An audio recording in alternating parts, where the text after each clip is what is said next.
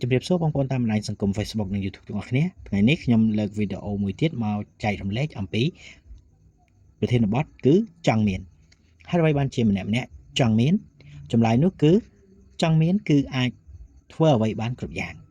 ចង់មានអាចជួយអ្នកអត់បានមួយកម្រិតពេលយើងមានយើងអាចជួយមនុស្សដែលយើងស្រឡាញ់និងយើងស្អប់បានប្រសិនបើយើងមានត្រូវហ៊ានធ្វើអ្វីខ្លះប្រសិនបើយើងមានយើងត្រូវហ៊ានធ្វើអ្វីខ្លះទី1នៅឲ្យឆ្ងាយពីមនុស្សដែលតែងតែមើលងាយយើងទី2នៅឲ្យឆ្ងាយពីបងប្អូនដែលមើលងាយយើងនៅនឹងមុខអ្នកដទៃទី3ជួយខ្លួនឯងឲ្យផុតពីភាពក្រីក្រ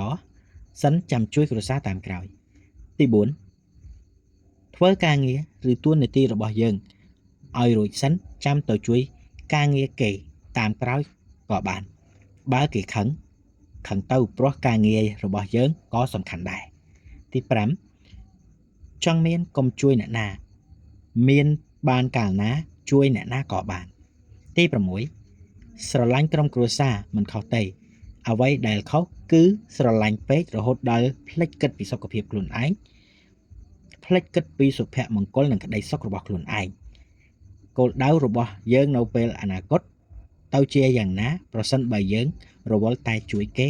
មិនព្រមផ្ដោតទៅលើគោលដៅនិងអនាគតរបស់យើងជាចុងក្រោយសូមអរគុណសម្រាប់ការទស្សនាវីដេអូមួយនេះហើយបើសិនជាបងប្អូនមានគំនិតយោបល់ចង់ដោះដូរជាមួយនឹង Subscribe ក្នុង Channel YouTube របស់ខ្ញុំអាចសរសេរពាក្យអូខេខ្ញុំនឹងសង Subscribe ទៅបងប្អូនទាំងអស់គ្នាហើយដូច្នេះសូមយើងទាំងអស់គ្នាជួយ Subscribe គ្នាដើម្បីឲ្យបាន menu ច្រើនហើយដើម្បីឲ្យបានគ្រប់គោលការណ៍ក្នុងការរកលុយជាមួយនឹង YouTube ទាំងអស់គ្នាសូមអរគុណសូមជម្រាបលា